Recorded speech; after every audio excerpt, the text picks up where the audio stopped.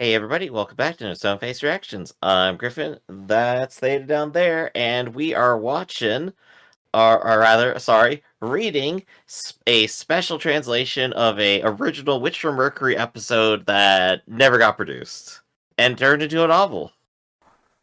What? Sorry. You lost it at the beginning and you just fucking, your brain flew off somewhere, I guess. My brain is slowly not working. Theta, take the wheel. I'm just trying to even figure out to correct what you just said. I mean, this is a novelization, right? I was It just gonna fits into say, the series. I was gonna side with you at the very beginning that reading is just watching words, really. But then you went off of this was never a not made episode of the show. This is just novelization of extra content. Yeah, it extra content that could literally be like 2 or 3 episodes. No, you came at this like, hey, they made this for a TV show, and then they didn't film it, and then here's the screen wrap that we've written. No, this is from a book, the extra chapters of a book. Well, that's a story. I'm sticking to it, but we're here to go ahead and read. I know.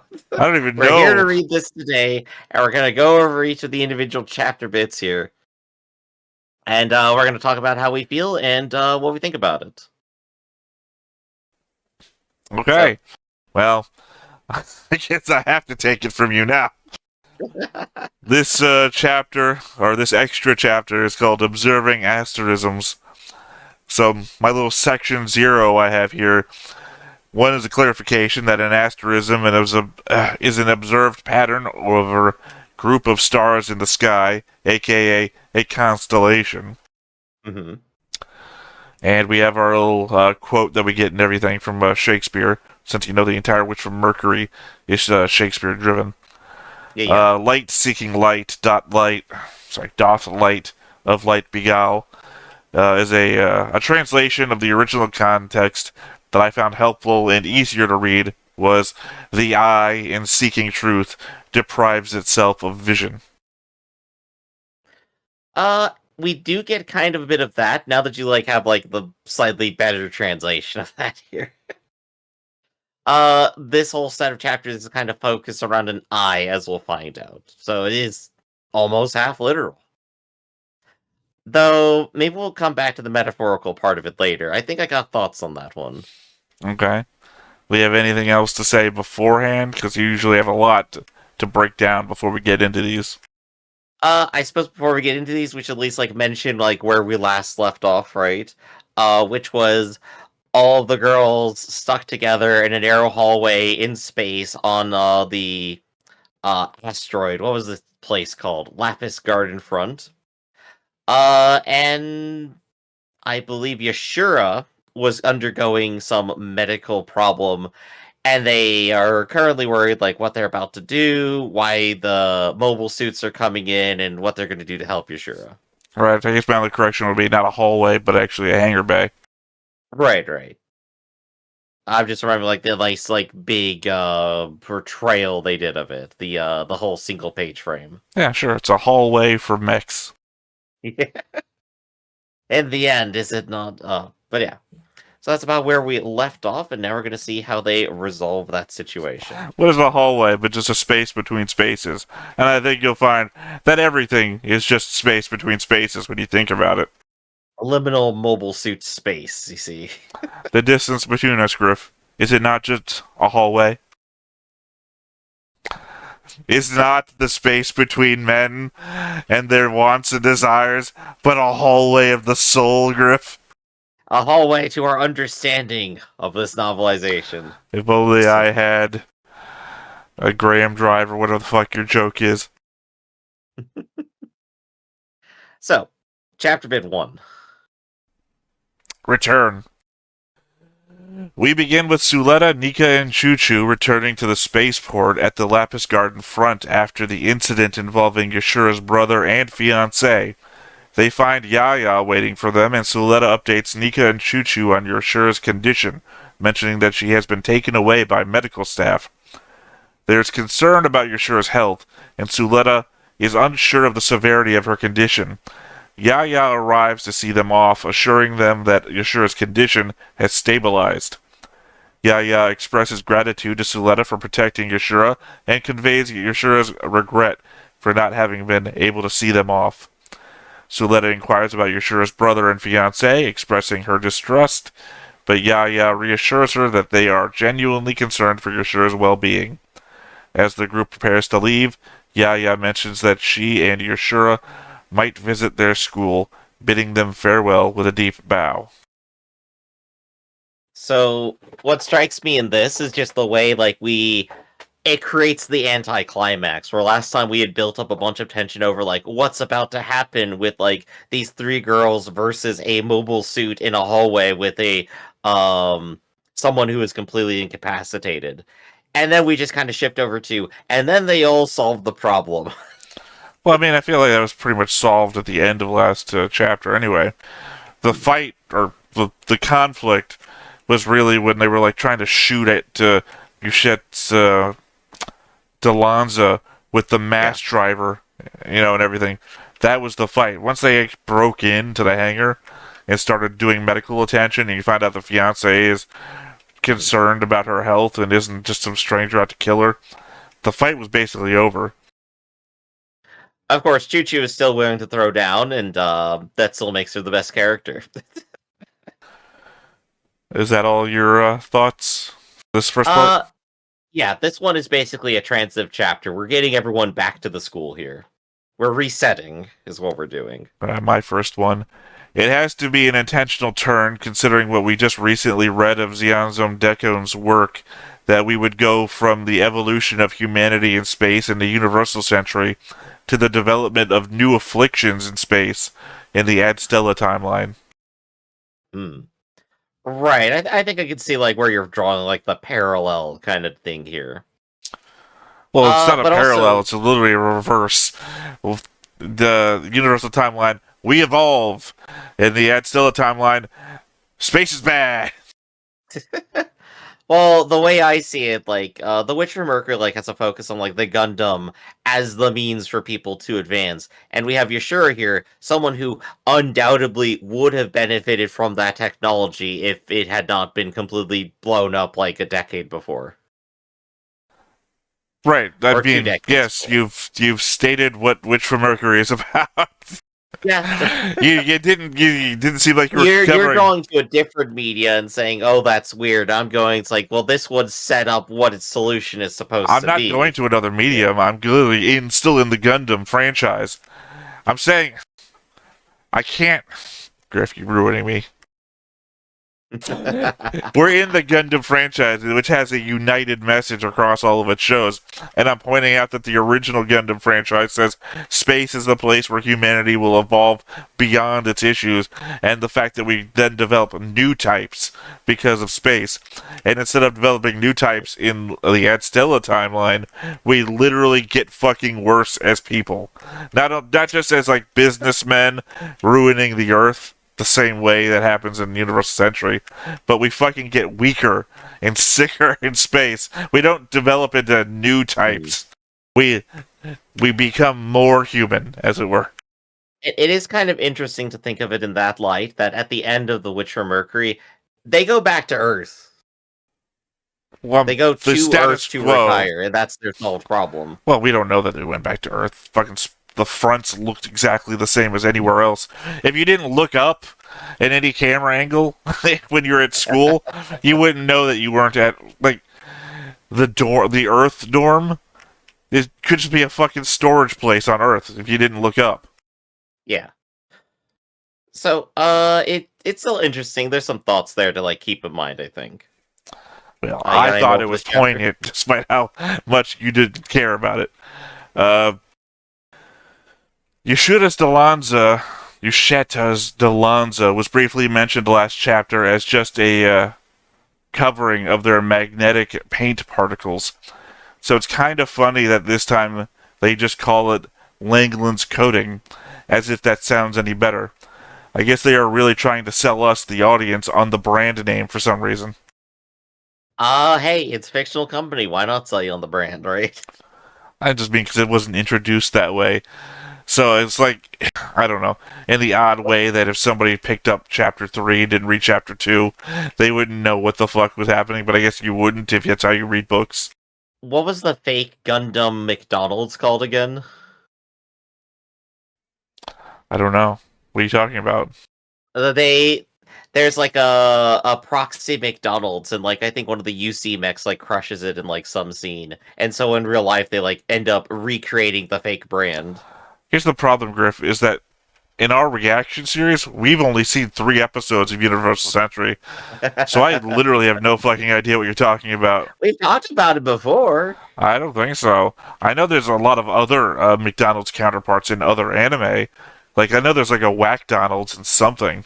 What that's it. Whack Donald's is what they called it. So That's not in well, it's not in any Gundam thing I've ever seen. But again, I've only seen the only Universal Century thing I've ever seen was 8th MS Team, which takes place in like Gundam Vietnam. So there's no McDonald's there. So I don't know what you're talking about. sure then. All right, I'm not being like sarcastic or anything. I don't know what you're talking about. Was it an Iron Blood Orphans wouldn't have had a McDonald's counterpart? This is from memes that I've seen. Oh, well, you're not helping me then. Hey, Theta, what about that thing that you never saw?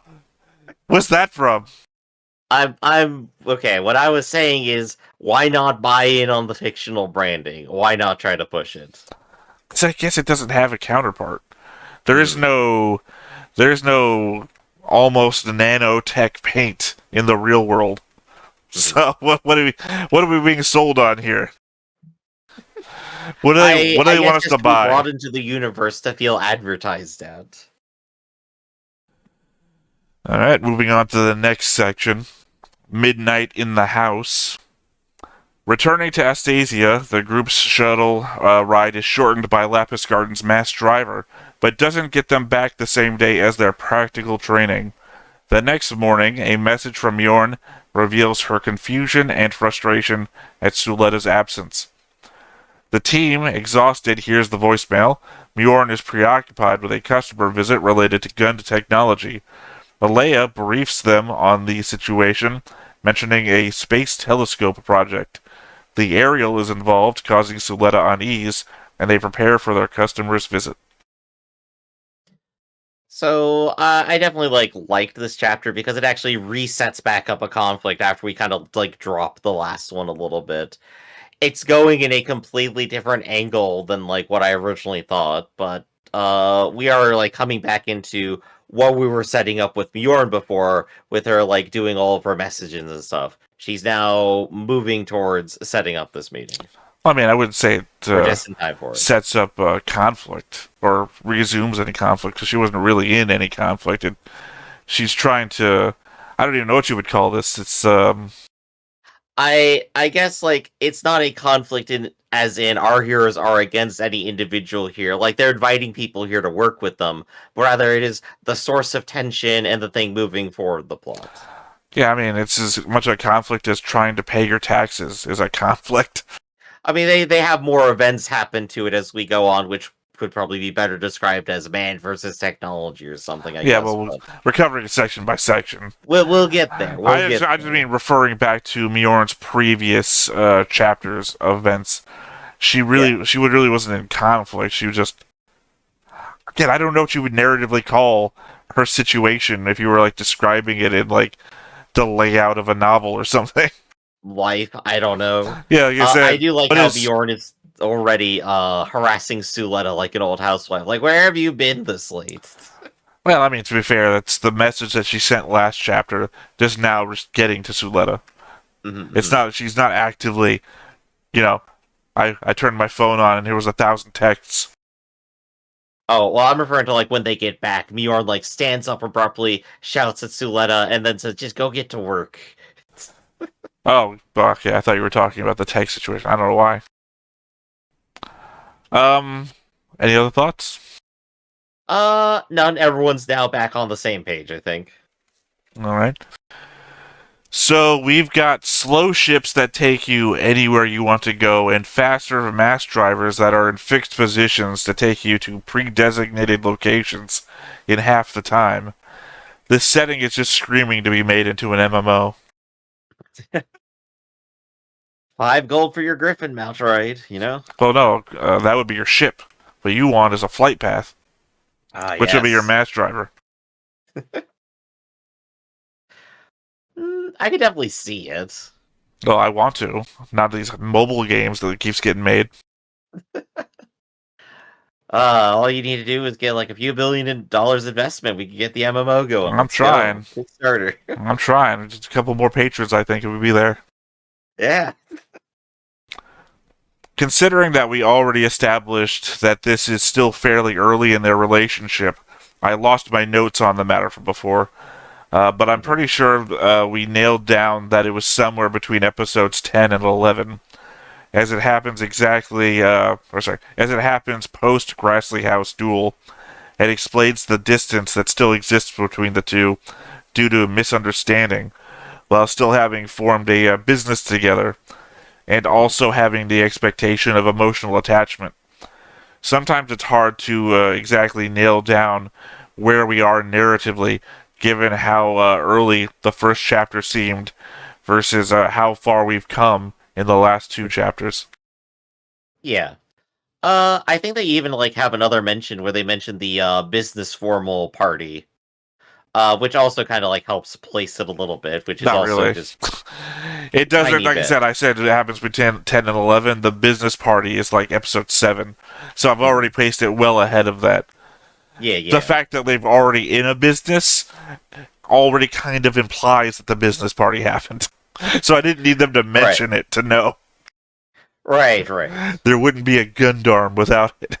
Still, middle of the season, we haven't had Saris get kidnapped or anything. No, it's the end of the season. Yeah. Remember, there's 2 seasons.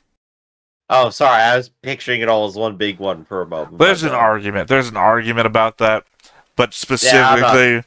Well, specifically, people are saying, no, this is a 2-core thing, because it originally was supposed to be a 2-core thing. But then after the first core ended, they made an announcement that it would be a 2nd season, and some people have just completely disregarded that.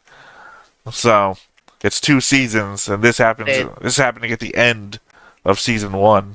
It's all word games to me. Well, it's very confusing if you try to look shit up, right? And you're like, okay, where's the season 3 of this show?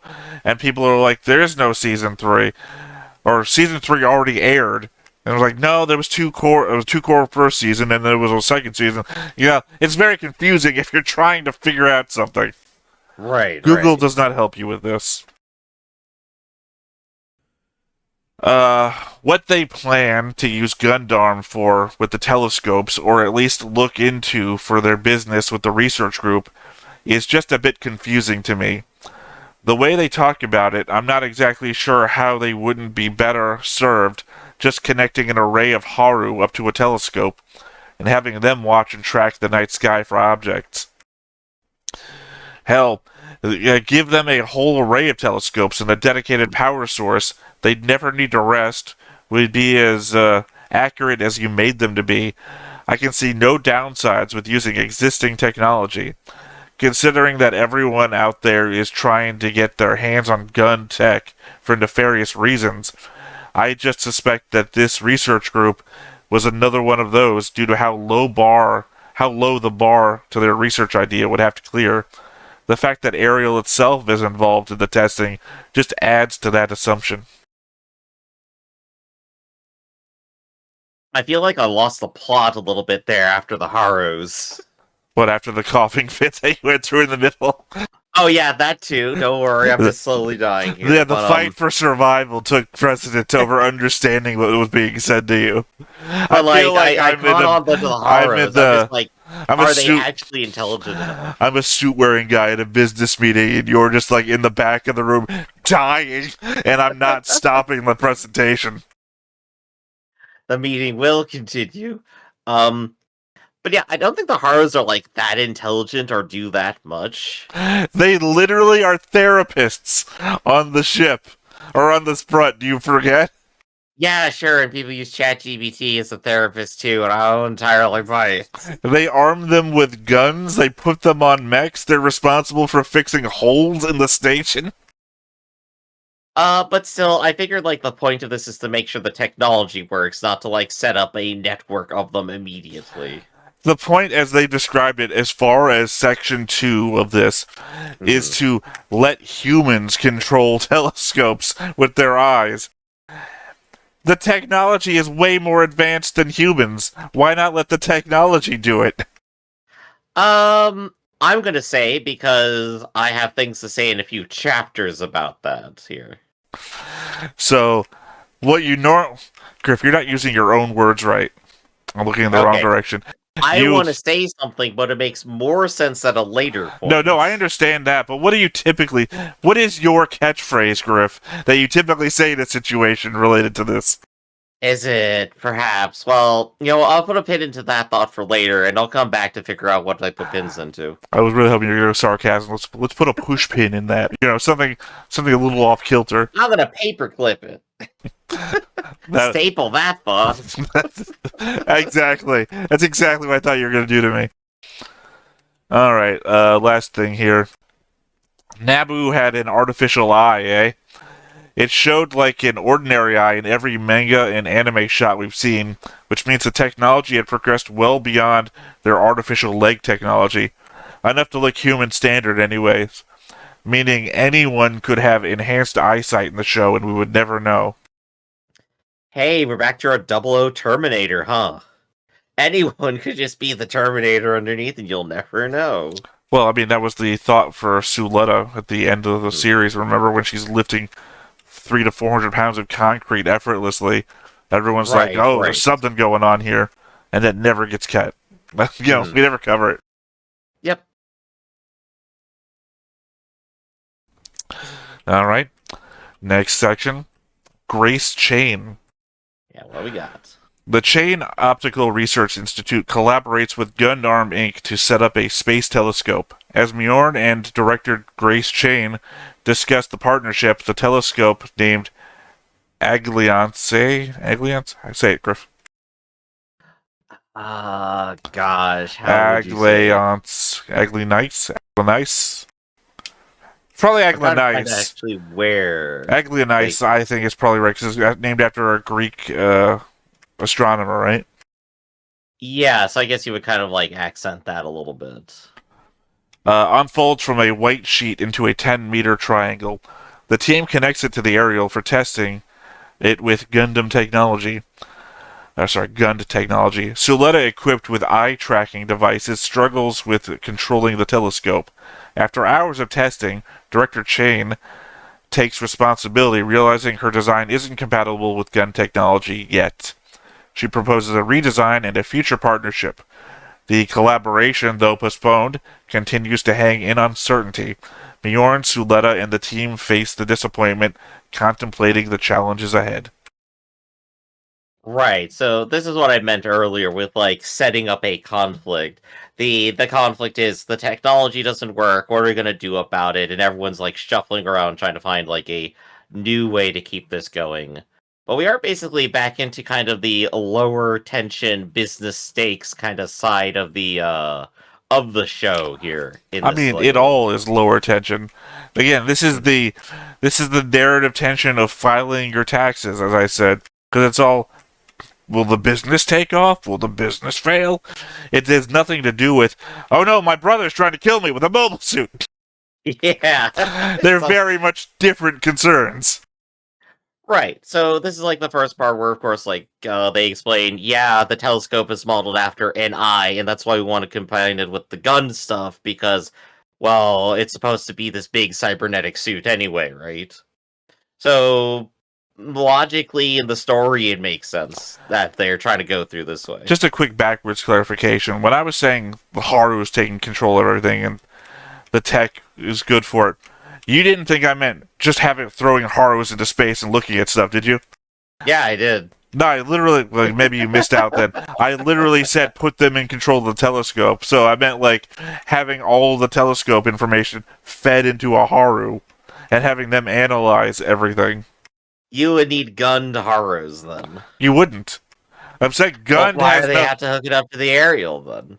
Because they're trying to connect it to gunned technology, which I'm saying is why in the first place. Why give humans control over this when you have better artificial intelligence and technology that doesn't have all of the human failings built in? Because the show's about humans. Is it? Is it? I mean, was Ariel a human? Yes. At one point she was, but was she by the end of the show? That's what the show's debating, isn't it? I don't think so. Well, I don't think it's debating that. I don't think that even comes The up. characters in the show were debating it. I don't think anybody was. Nobody really the first knows. Part of the show is to say all of this is terrible and inhuman. We're burning all the Gundams to the ground. Yeah, that wasn't a debate about the Gundams being human. That was, in fact, just should humans kill humans or should we let machines kill humans? I'm talking about the fact that nobody knew that Eri, sorry, I forgot her name for a second. Eric, but we all called her Eri for a long time. Yeah. That Eri was in the Ariel. So nobody even was having that debate because nobody knew to have it to begin with. But Eri ends up never being in a human body again. So is Eri a human? Can Eri be human without a human body? Yeah, sure.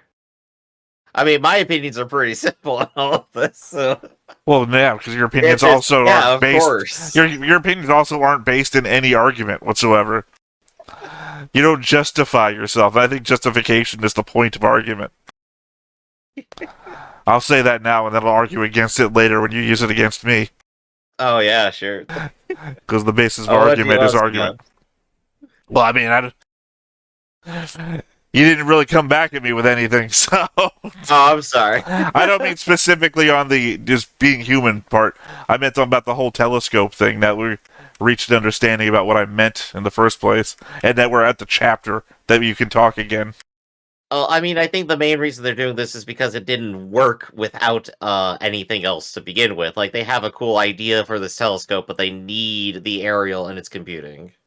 Well, no, you now can't just have now we're at a part where I can't talk because I've got to know. I know coming up later that literally goes against what you just said, but there's no point in me saying it here until we reach it. So let's keep going then. The very first sentence of this section got me. The afternoon light bathed the school front. That could mean so many different things. Do they mean that there is a universal time zone and that the sun's light shone down on the front at the time we all agreed was afternoon? Or that the front it was afternoon and the hollow projectors created an artificial light making it seem like it was that? Even then, how does it shine down from above when they are in the underground section? Well, that last part I don't know, but in the middle part, yeah, no, we've seen that the entire front, like, changes what time of day it is unnaturally, just to keep it to a schedule for everybody. Well, we've also seen that it can also, like, let it down and show space. Uh-huh. So is it showing the sun in the afternoon light of the time of day that should be afternoon? Or are they creating an afternoon light? I think they are creating an afternoon. We would have a picture of, oh, it's school in the afternoon. And the very last part of that very same paragraph says that they're in the underground section hangar. So how is the afternoon light bathing them in the underground? I don't know. This is where, like, having a picture of where they are would probably have helped. Well, I guess my contradiction here is that they're not using enough words to describe what's going on. They used enough to be descriptive, but not enough to paint the picture. Right. I mean, it's possible, like, they're talking about, like, another group of people is, like, in the underground section, the hangar is somewhere, and the telescope is, like, pointing outside or something. It read to me more of, like, a scene setting. Like, the afternoon light shone down, and then the camera pans in on the hangar. Sure. But again, they didn't use enough words.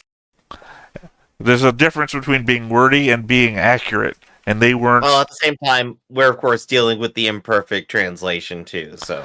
Don't tell the translator that.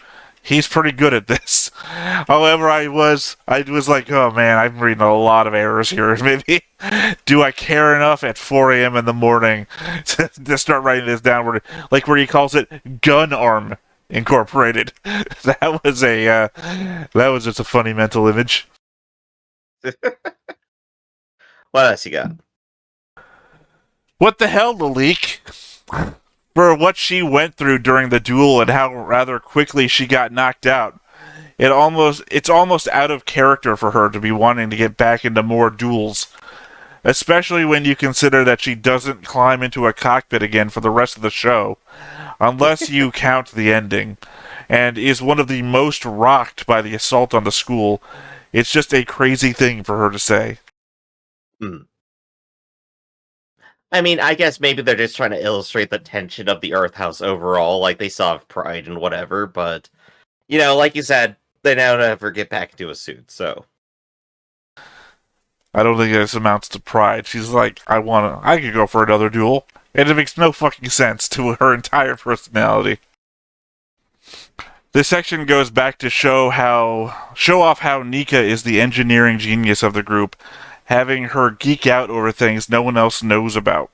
But it also oddly mentions that Gundam Inc. is centered around Nika. I know she's the top engineer in the group, but they literally have Shinsei and Peel engineers to work with. We never saw her working on anything in the anime. Belmoria had to come help with the legs, but I guess that just fills in a gap I had never thought of. That Nika, until season 2, was the internal engineering director. Right. I feel like overall, the last bit we read, the last episode or whatever, and this one are kind of like the Nina and Choo Choo filler we were kind of like hoping to see at some point. This kind of solidified last time Nina, Choo Choo, and Suletta all being like a trio of friends, like a friend group for Suletta outside of just hanging out with Mjorn the whole time. And here, we're getting a better clarification of like why is she so valuable? Why does everyone want these two around? Why are they so good? Because they are the core skill set of Earth House, basically. Yeah.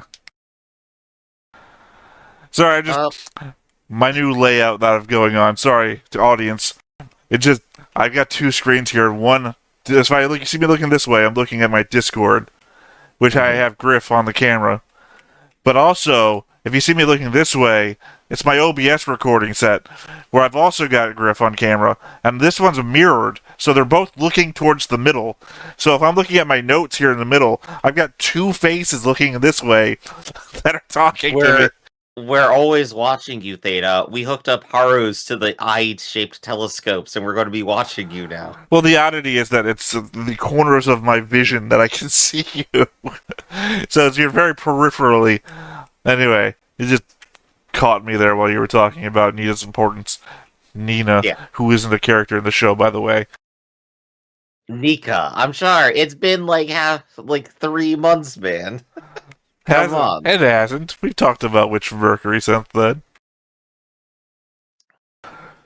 So Director Chain is so far ahead of its I don't know why I wrote its. I guess I didn't really understand who Director Chain was at the time. Was so far advanced of her time because she wants humans to operate telescopes. Maybe I did have it wrong. We are so far advanced that my considerations for Haru operating telescopes might actually be how it's done. And the crazy thing to do would be to have humans doing it again. I don't know how future me is reading this, but I hope he remembers to include sarcastic tones to it. Got it. Thank you, past me. It's a good thing you remember the sarcastic quotes. I don't think I did it, but past me knows what to write, so... Like, it's never really super clarified precisely how everything works, but it also doesn't need to be necessarily. We're here for the cutting edge, we're doing an experiment, research technology scene, right? Well, I know I've just brought it up again, my whole problem with the telescope idea, But this isn't even the part where I said I can enter the argument again with you, because that's coming in later. I guess this is just me remembering it again and still thinking this is fucking stupid. Sure. Putting humans in control of shit is the worst thing to do at all times. If any time you could take a human out of a position of power, that's an I'm glad opportunity we to do it. clarified that you are still a misanthrope. Let's go. Well, it's more that I'm a technologist. I prefer... Look, I want the AI overlords. That's all I'm saying. They'll do better for us. Their track record isn't already proven. We know what happens when we let ourselves in charge. Sure. Kind of funny that they had to connect devices to Soletta's cheeks to track her eye movements when eye tracking programs exist today and would have so much time to develop before we got to the Ad Stella future. They could be like reading nerve impulses. To what ends? Because it's Director Chain's group that's connecting it to her face, not the Gund research group. Right. Is that just how they want to portray it working? Again, maybe the writer didn't know they existed, the eye tracking technology. This recently written work, and it's been years since eye tracking technology has existed. Yeah, hey, there's stuff out there I probably don't know about. We can only imagine. Like that can't be true, because I know everything. Like that translation we had earlier. What was that again, Griff? What did that refer to? I'm glad Mjorin didn't just march off at the end of the failed test. We've gotten 2 chapters of distance between her and Suletta, and despite the fact that this takes place before their reconciliation, I'm still assuming, it would be nice to see some genuine warmth between the two, as that was a big part of the show. So her stopping to ask Suletta to come with was a good first step towards that. Right. Suletta is filling the role of emotional support girlfriend, so it checks out. Well, I mean, it's all before Season 2's big old twists of the knife. I guess, like, the way I would put, like, this entire episode is definitely a lot more slice of life. And it's more slice of life than we always want to see, right? You keep calling it an episode, but I keep thinking, like, if this was an episode... What? That's what it says for the title of the book, Episode 3, so I'm just going rolling with that.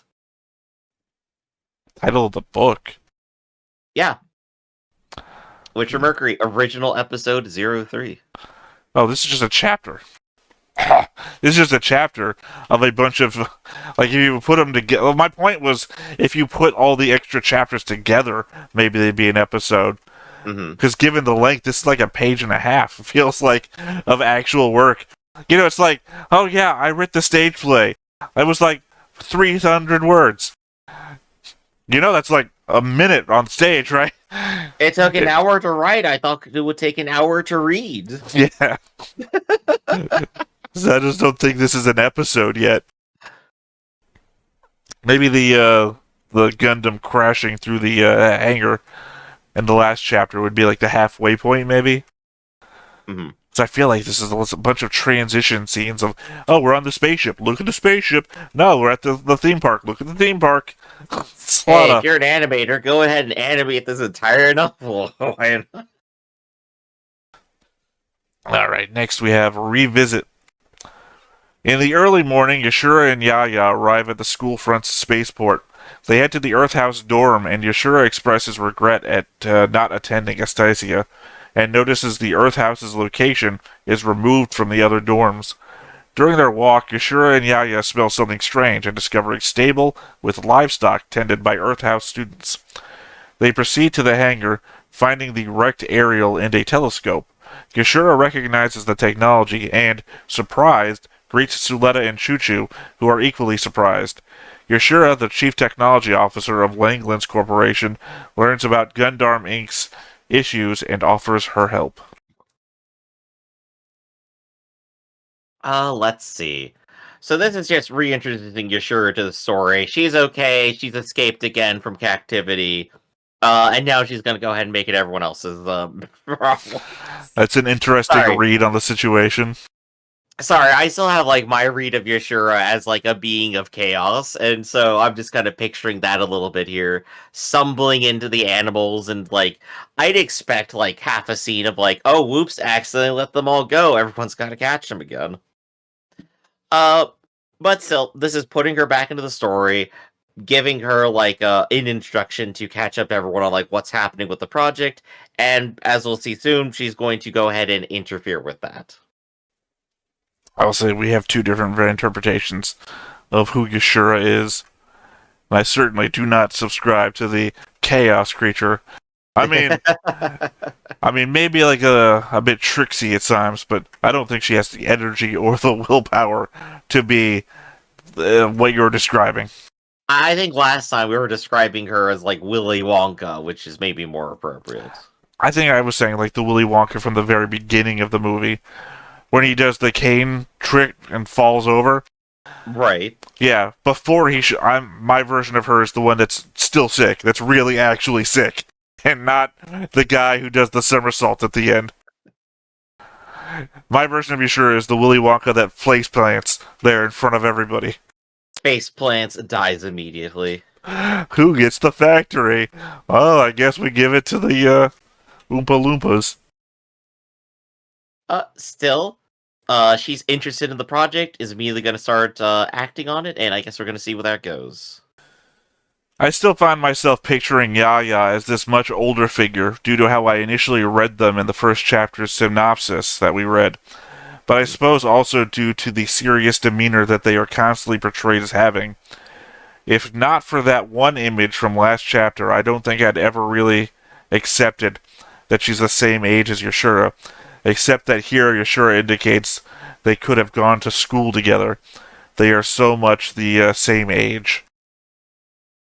Right, yeah. I mean, like, they already introduced Yashura, like, way back as the same age as Muir and interacting as kids. Of course she could be at the school, right? Well, my point there was Yaya is the same age as her. Oh, yeah. No, yeah, I definitely get what you're saying there. I was picturing, like, a young adult kind of character. I don't know. I get the way they were originally introduced is the way my brain just latched on, which was old man butler. And it's like, okay, it's not a man, it's a woman. Now it's an old woman butler. And then this slowly becomes, okay, she's a 17-year-old butler with all of these old woman qualities. It's hard. It's hard to refashion the mental image. Mm-hmm. It's funny that Yaya answers why the Earth House dorms are so far away from the others with a sizing concern, and not the obvious answer that they were being discriminated against by the Spacians that run the school. Well, they are Spacians, aren't they? Who? Yashura and Yaya. So your point is that she doesn't see discrimination because she's part of the discriminating group? Yeah, I think that would be, like, one initial interpretation. The other is if Yaya is, like, actually Earthian or something, then she is politely not acknowledging it to not embarrass Yashura or something. We also haven't gotten any background on Yaya to know one way or the other. Right, exactly. She's not the primary focus anyway. Right? I mean, she is the servant to a rich ruling authority, so one could take assumptions. Yeah. I appreciate that Yashura instantly recognized the telescope. It at least invites that the A story might have some overlap with the B story of the overall side story. Mm-hmm. Yeah, this is the point where they start to mix together. Well, I'm glad you understood that, because you asked me to explain. I wouldn't fucking know what past me was talking about. With no... This is one of those times where you would say something. If you had said this, I would have mocked you for not explaining what the fuck you meant, because that is nonsense. But I'm happy that you understood it, because past me was a lot more awake. You know, can we get more past you here? This future you, it's not really working out, you know? I mean, past me comes up sometimes when he managed to remember to write stuff to future me to explain to me. I guess Suletta didn't stay with Mjorn all night. As we know from the sad Suletta episodes, she has a bed in the dorm that isn't far from the fridges. With Mjorn sleeping in the office, she'd be in a completely different part of the school, so if Suletta had stayed with her, she wouldn't have been available to hear the animals stirring in the first place. Right. Yeah, I guess they're not necessarily sleeping together all the time or anything. Not at this stage. I mean, just the logistics of it don't break down right. Yeah. You gotta walk all the way there, take the tram, hang out with Mjorn, take the tram back, and then walk all the way back again. So that's wasting like 4 hours a day on this. Well, I mean, assuming. I know, I'm making it up. Well, no, I mean, she has I guess the room that we've seen for the sleepovers has been in Earthdorm, so I don't know. Yeah. Next up, we have Asterisms. As dawn breaks, Director Chain acknowledges the challenges in the collaboration between Gunarm Inc. and the Chain Optical Research Institute. In a surprising turn, Yashura I've written her last name down, but I've forgotten how to pronounce it. Yashura, Chief Technical Officer of Langlands Corporation, enters and proposes a solution involving Langlands' advanced ferrofluid technology.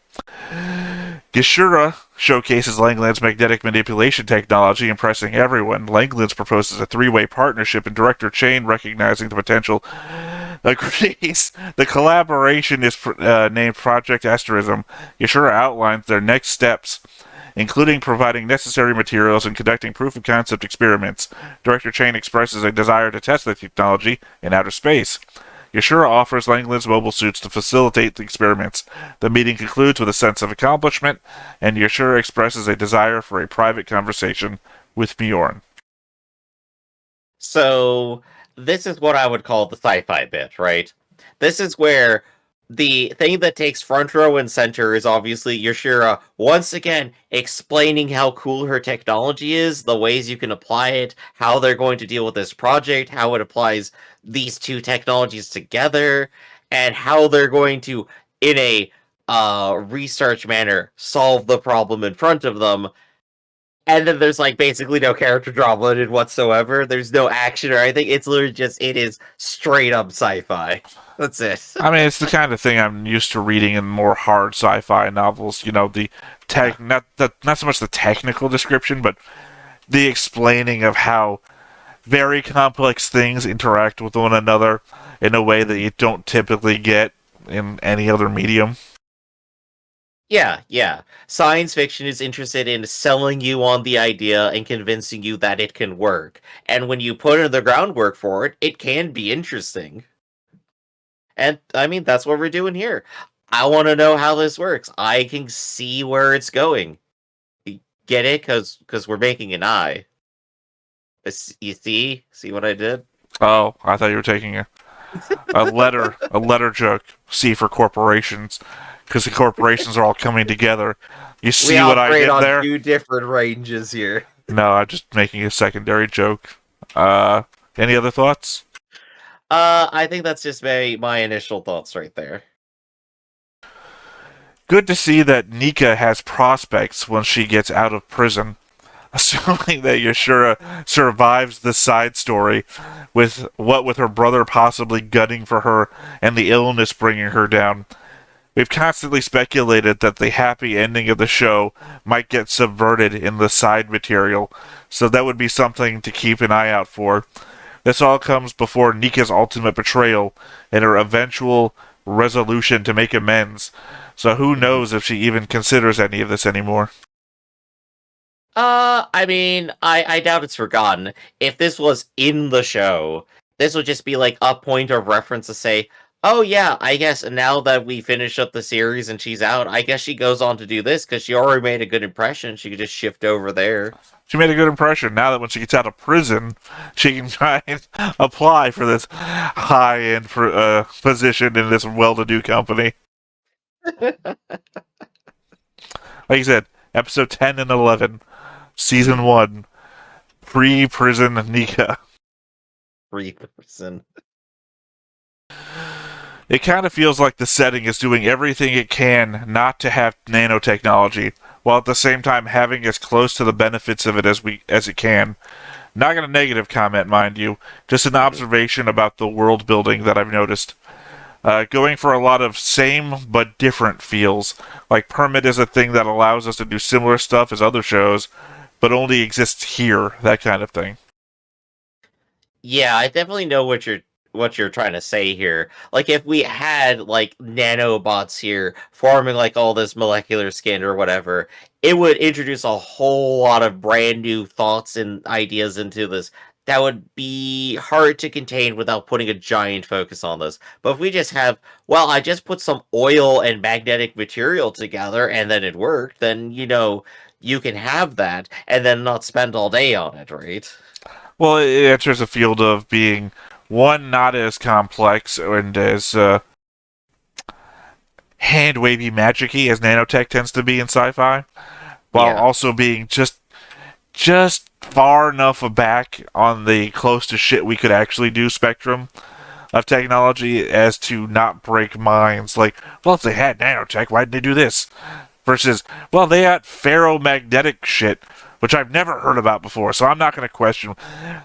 Yeah. We had a conversation before, I believe, about a writer was saying that the audience is only willing, at most, to ask one question, right? Mm-hmm. How does the warp drive work? I don't know. Crystals. Right? It's like, okay, dilithium crystals, got it. No one asks more than one question. Okay. Well, what is the molecular structure of dilithium here? What are we doing here? Isn't lithium just like a very ordinary element that doesn't do this stuff? See, you already got the question answered, Griff, because you just think about it to yourself. What's the structure? I don't know. 2 lithium? Dilithium to the fucking name. That's what I'm saying. Most people are only willing to ask one question. So it's like, well, how do they go faster in light? How does warp work? I don't know, crystals. Boom. Most people are satisfied. How does it work? I don't know, ferromagnets. Alright. It's like elementary level keywords, right? It's just like, yeah, just remember this word for your tests, everybody. It's just so long as your answer doesn't include a thing that's been heard so many times that it comes with extra questions. Like nanotech isn't so much sci-fi that you might bring a question from another show onto this versus something that's new, right? Yeah. I can't think of something new off the bat of my head because I can only think of shit that I've heard before. If it wasn't for the fact that Yashura arrived on her own with her own motives in the first chapter of the side story, I would think that this entire section was orchestrated by her brother. All the concerns we had about what he had pulled off at the amusement park, any hesitation over the lies he told Mjorn over the call that she still doesn't know about, all get forgotten about as Yashura makes a deal that he would have wanted to make himself, putting Lakelands in operation with Gundam Incorporated. It all seems to work out too well for them just to be having an innocent deal. Especially considering that Yashura rushed out here to get it done when they said she should still be in medical care. Yeah, I guess this comes down to the breakdown of, is this plot convenience so that we have a story, or is this character convenience where they set this up ahead of time because they have a motive for it and are invested? Can we tell the two apart before we actually find out an explicit answer? I think it would be a fun theory to like put out there. It's like, no, the Yashura twins have been trying to manipulate this the entire time or something. That'd be funny. Well, it may not be the best story, but it would be funny. Here's the trick to the comment, Griff. The Parallax for Long comment that I wrote starts with, I do not believe this to be true. Yeah. If not for this thing, I would think this is true. So getting into the comment is just, I don't think this is right. Curse you in covering your own butts. Well, that's the counter argument. If I, didn't I? Right? If you just say, I did this thing. But I said, didn't I? Right? Counter argument. I think it's stupid. Anyway. Well, we know how the computers take that. Yeah. Segueing into ignored, the next section. Yashura arrives at the Earth House's hangar with Mjorn, where Mjorn and Suletta are waiting. Yashura reveals her close connection with Mjorn since childhood and discloses that she ran away from her wedding 3 days ago to seek Mjorn's company. Mjorn and Suletta react with surprise and concern. Yashura explains that her wedding was arranged for political reasons involving Renvis Quain from the Space Assembly League. Yashura expresses her dilemma between familial expectations and personal desire. Mjorn and Suletta offer support, encouraging Yashura to decide based on her own feelings. Yashura appreciates their encouragement and tearfully expresses her determination to handle the situation. Right, this is all the character drama that we kind of skipped over last time. Mjorn and Yashura finally getting to talk to each other, going over their past, what's happening, and getting that connection that Yashura was looking for in the first place. And of course, a little bit of plot background too, where it's like, yeah, no, we're gonna be working a little bit underhandedly here. Well, I mean, if you remember, Michonne, I don't know what the hell I'm talking about. Yashura told all this shit to Suletta last chapter. Do you think while they were hanging out, Suletta mentioned any of this? What? Yeah, probably not, because that's the way that the anime works. Well, I mean, they didn't The mention... way it works, Suletta Forgetta, right? Yeah. Well, I mean, she didn't mention the Renvas stuff, but we do know that Suletta knows there was a fiancé involved because she met him.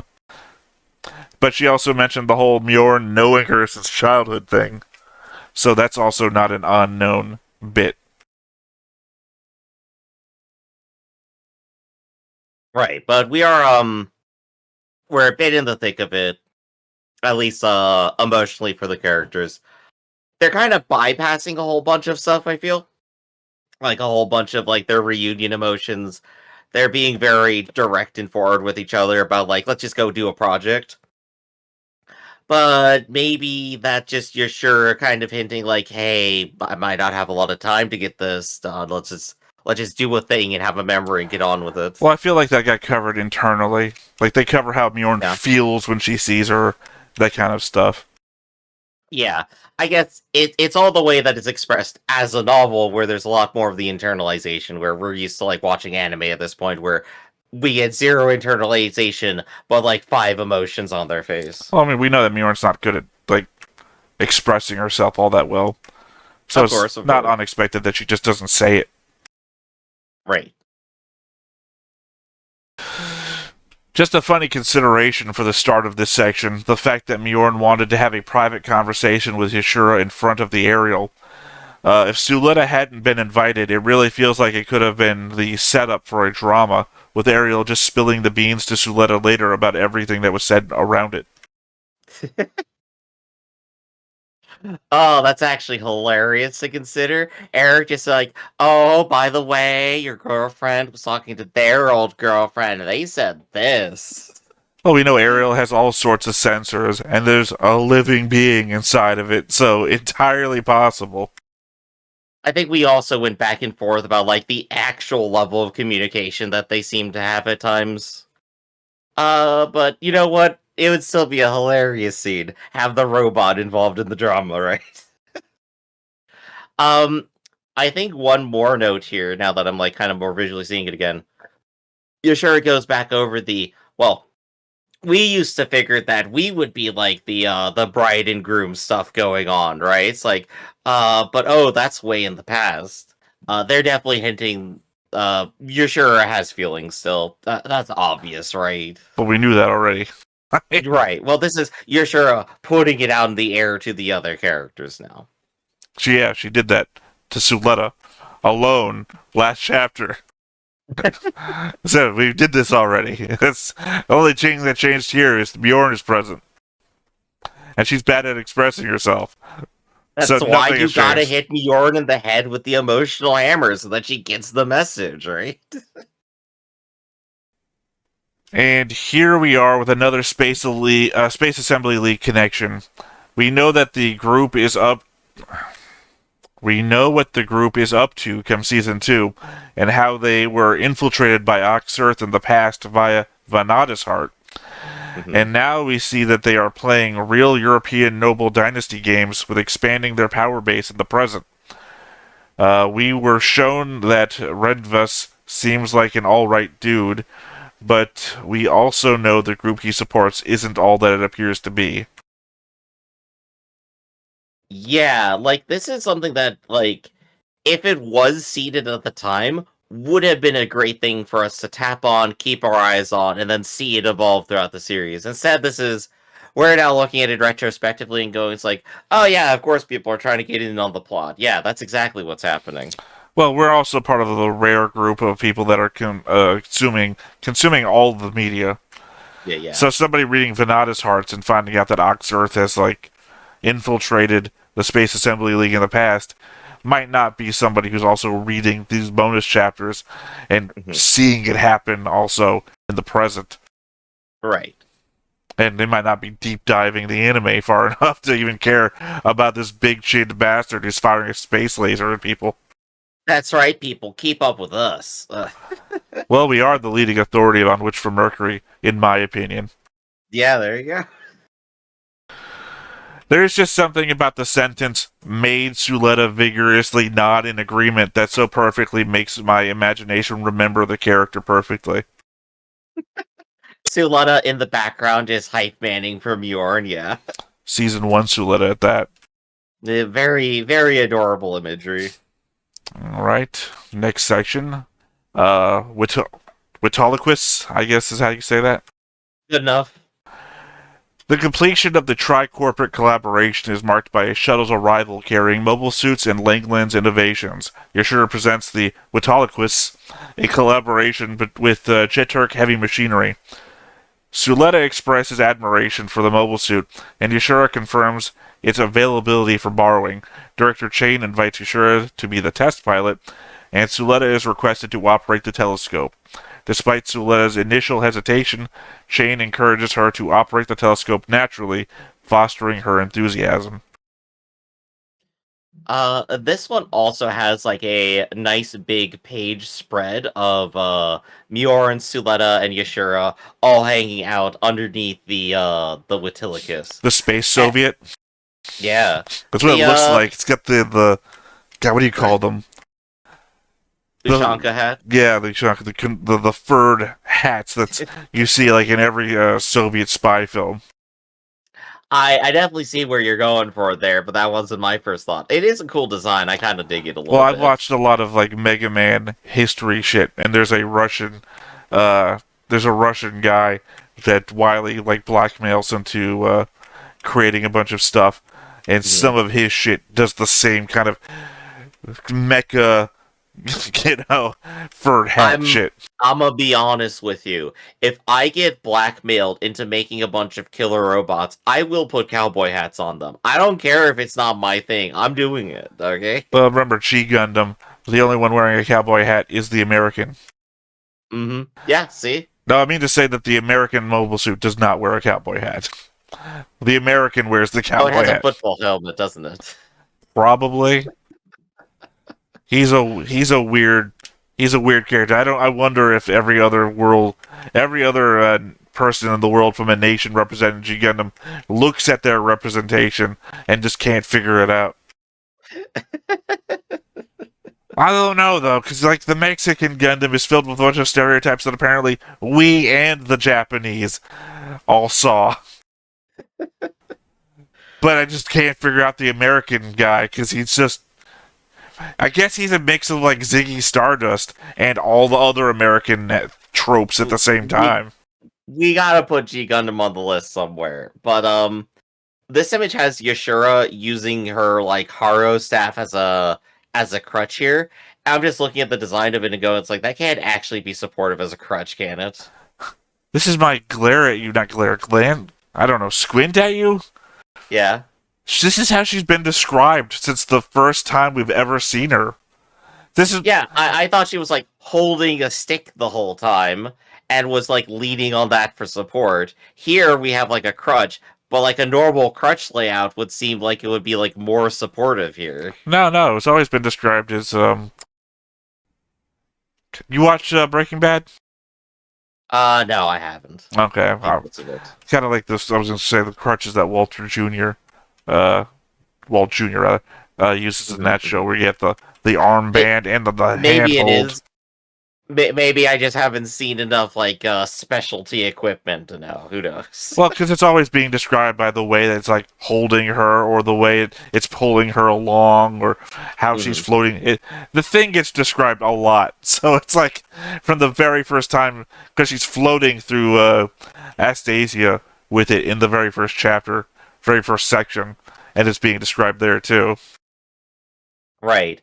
So this is like a really short chapter too. In the previous one, they used the term, what was it again?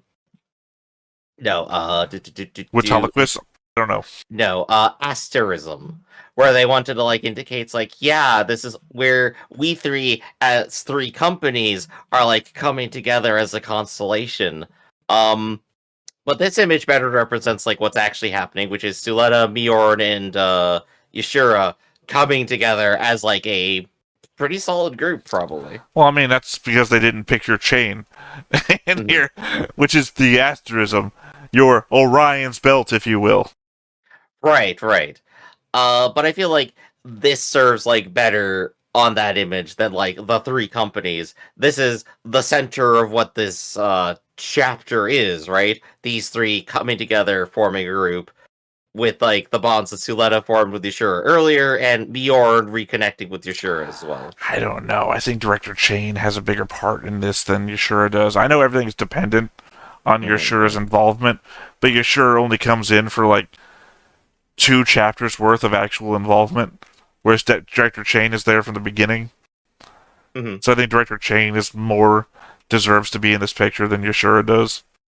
So, this is a very short chapter. Did you have any, like, extra notes? All of my notes. This is the longest part of notes I have. Oh, boy. Sorry, I was just wanting to see the light die in your eyes when I was watching you because I said that. I'm telling you, Vim is the most interesting character in the whole goddamn show. How many side projects did he put Jeturk into with all these top-of-the-line side companies with secret technologies? Not only is he playing the long game of assassinations and political maneuverings, having affairs and adopting kids, he was making sure his product was the best mobile suit available by getting the best parts from all of his competitors. He's the Heisenberg of Witch from Mercury, and mobile suits are his meth. God, past me was thinking about Breaking Bad too. What I have in my mind is that Vim Jeturk is the final boss of the original Assassin's Creed, where like the plot of that one is like, oh yeah, someone's been handing out pieces of this artifact of Eden to people, and they get like little weird powers, or like they start rising in political power, and you need to go stop them, and you start collecting them all. Vim Jeturk is distributing pieces of the Gundam to everyone he can, and now they're collecting the pieces and bringing them all back together. I don't Vim know. is set up to be like an antagonist, and he just kind of bites it. Well, I mean, your description of him is like the opposite of what I was indicating, that he's not distributing. He's finding everybody who's distributing and is collecting them. That's why he has like the best mobile suit at the end of the show that has to be used to save everybody. Yeah. Or rather, his adopted son tries to use it to kill his actual son. But you know what I'm saying.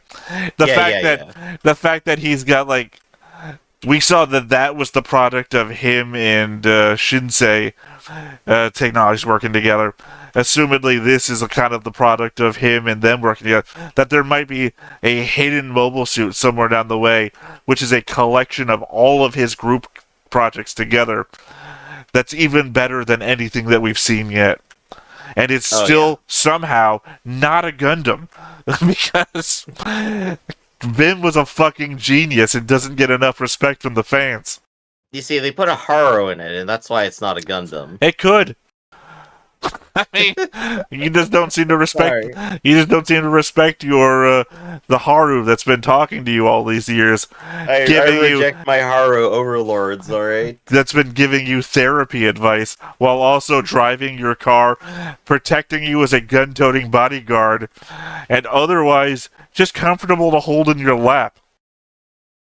I am a computer scientist. Nothing in my house talks back to me. I don't have the Internet of Things. And if my toaster acts up, I got a shotgun for us.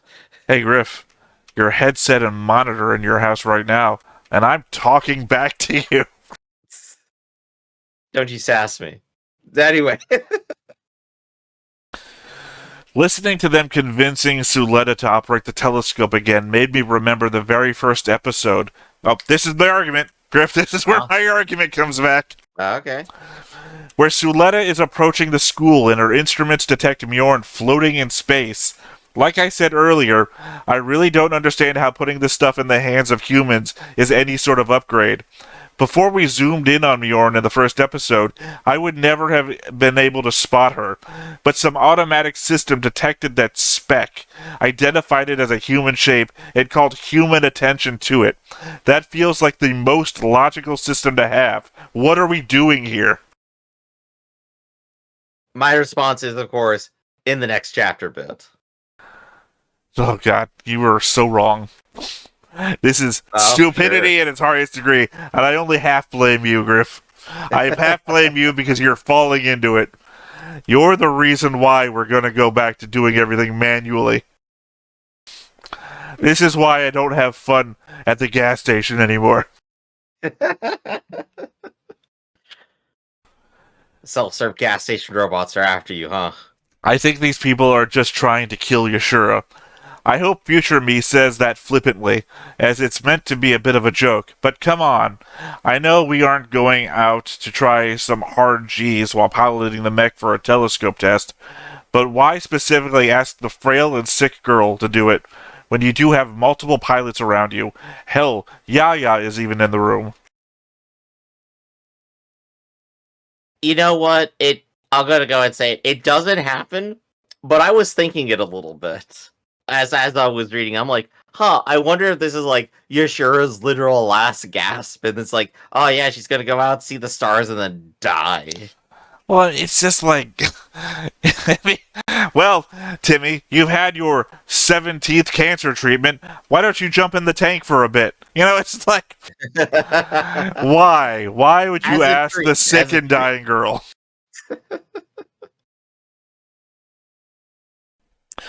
All right, now our last section, Stargazing. The Tri-Corporate Collaboration's telescope orientation experiment integrating magnetic fluids commences. The Witalliqus, piloted by Yashura, positions itself to observe distant celestial bodies with the aerial. The telescope, developed jointly, unfolds seamlessly into a sleek triangular mirror. The Gundam Inc. team is... Sorry. Messed myself up there. I looked off to the outside. Is on edge as Suletta prepares to operate the telescope. Suletta, overwhelmed by the vastness of space, experiences motion sickness, but with encouragement she refocuses on observing Mars. An anomaly is detected, an asteroid on a potential collision course with the school front. Shane reveals the situation, causing shock among the team. The asteroid, if unchecked, could collide with the school front in about 96 hours, prompting a sense of urgency and concern among the crew. And this was your answer to why? Yeah, you kind of like skipped over the part where they're describing the entire process. Suletta like resetting her vision, getting a little bit motion sick, but getting like the clarified images, crossing the void of space to see Mars here with her enhanced vision. Like this is the transhumanist sci-fi like I was kind of expecting at some point amongst the whole series, right? This is just good stuff right here. And this is also the retort to, why don't they do that? It's like, well, because we missed this moment then. No. It wouldn't be interesting if we put the robot to it and said, the robot has a moment seeing the sublime. Well, it's not the sublime. Getting motion sick isn't seeing the sublime. We don't get on roller coasters to see the sublime. And also, I'm going to skip to my last... The sublime has scales here. No, the sublime is found in church. Or, you know, by yourself on the beach on a cool summer's day. Not on a roller coaster ride while looking through a telescope. I'm just going to skip to my last bit here. And I'll read the other ones afterwards. Because my last bit covers the whole why you're wrong. Which is my favorite bit to read first. Oh, how lucky that in their testing of this thing, they just happened to randomly spot an asteroid moving right at them in the direction they randomly chose to test with their telescope in. I'm not even asserting that the asteroid is in some sort of setup. I'm asserting that this is convenient writing. I wrote "hey" for some reason. Yeah, we've been over that. We know the ships in fronts have sensors watching the space around them constantly, with whatever amounts to AI or whatever Harus really are in charge of all of that. I'm such a technology advocate that I find it hard to believe that a human would ever do a better job. John Henry died on that hill. He may have beat the steam engine, but the steam engine didn't die. It went on to lay more rail at exactly the same pace that killed John Henry to keep up with it. Do you or do you not want to become the machine, Theta? We're sometimes unsure. Anyway. I do want to become a machine every time that's been presented to me in an RPG. But then it'll have you in it, and you're terrible. Like That's true. Anyway. I can't become more than I am, Griff. That's a human frailty I was born with. We've been over the convenient writing before. I'm not gonna say it again. You all heard it. But gosh, what was I about to say? What makes this better than, say, just some alarm noise and everybody looking at a monitor and having the very same realization that the computer saw the asteroid coming? Here's why. Because Chain already explained they can't do that. They are tracking the very large ones that they know exist, but they can't spot these small ones. That's why they're pursuing this. And I have already proven to you that that's wrong by the very first episode of the same anime this is all based on, where they do that. They do that thing.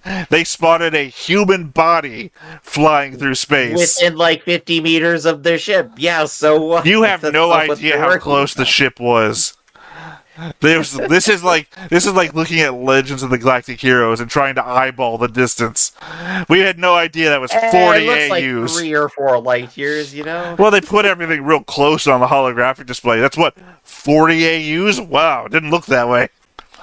I'm saying that when they was put up on the screen and you're looking at the front, you had no idea there was a human body floating there until the computer-assisted zoom zooms in and you see Mjorn floating in space.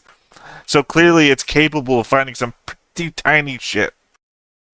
I think maybe you're misconstruing the differences in technologies and their limits, because I already can see the couple of the different things that they're using. Telescopic imagery is going to point out the big rocks. We're doing that right now, but we can't find the small ones. That's why they're going for the better telescopes.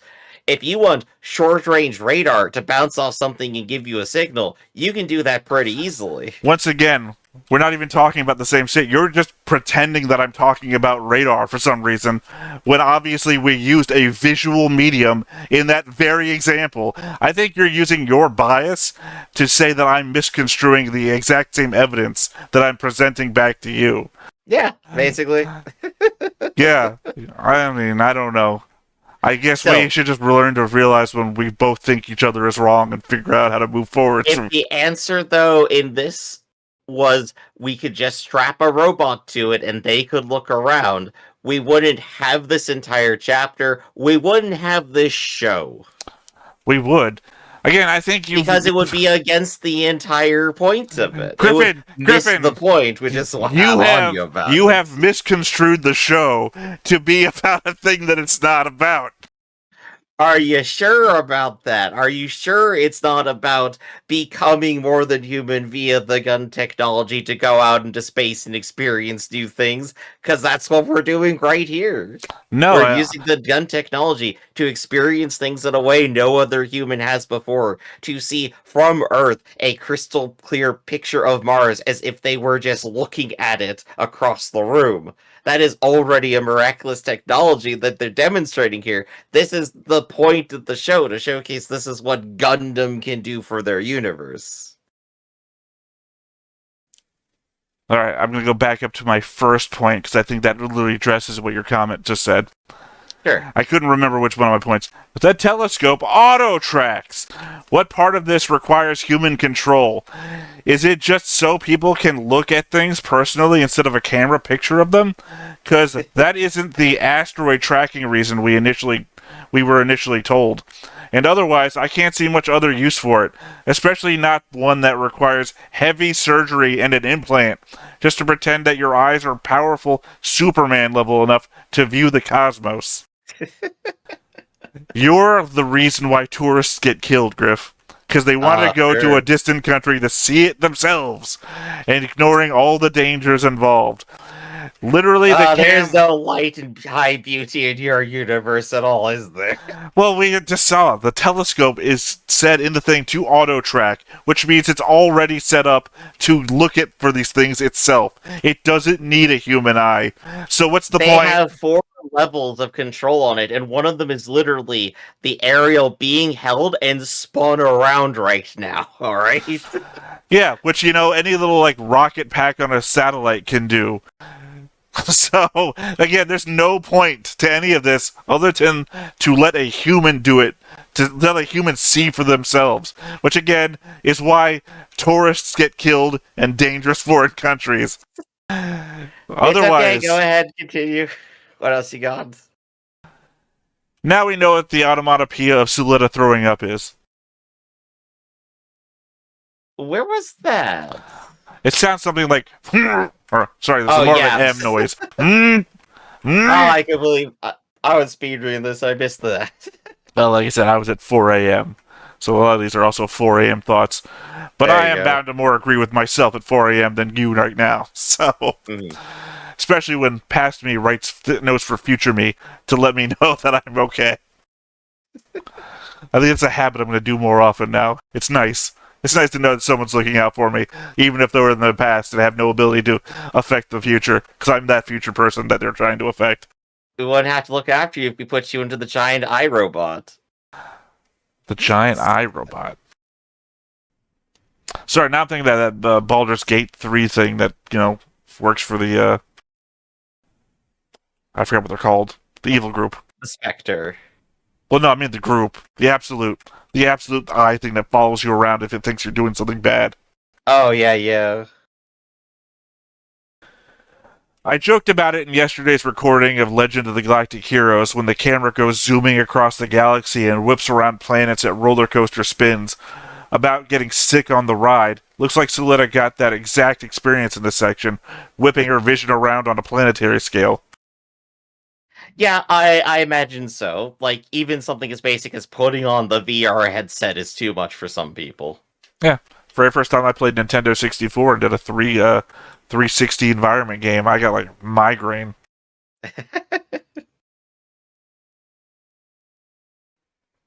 So, but I got nothing else on that one. No? You had no further thoughts? No thoughts about the chapter as a whole? I mean, as a whole... my focus on this has been this entire chapter here is good sci-fi. I liked it. I got what I wanted out of it. We had a good bit of explanation of the different things in play. Oh, sorry, dying again. We had a good explanation of the different things in play, and we had like a nice solid transhumanist moment at the end of it, which goes back into the core things that Witcher Mercury was doing or was about. It all comes together very nicely on top of a package of Mjorn, Yashira, and Suletta having their own interpersonal dialogue and coming together as like this very cute little group, despite kind of like all the tension that was happening before and all the weird things. This is like a very grounded slice of life bit as compared to the previous one where they were literally playing carnival games, right? Well, no, that was the one before last time. Last time was running away from an assassination, well, a security squad. We don't know what they are. They're running away from a squad of armed henchmen sent by your brother to do who knows what, and then getting captured in an amusement park full of ferromagnetic fluids. Yeah. So that's kind of like my thoughts about it. This was a fun read. I would like to see more of this like expanded upon, maybe even like a greater novelization focusing around like this idea of like, oh yeah, like actually doing the expanding the human consciousness thing, right? That's my vibe. But obviously, it's not your vibe at all. There's a difference between what you're pushing for and what I would say is I'm against. The expanding of the human noosphere via technology is perfectly acceptable, but trying to adapt other human frailties to be increased when a existing human invention already does it better is pointless. to me anyway. Unless you're doing it from a recreational level, as I said, like a tourist.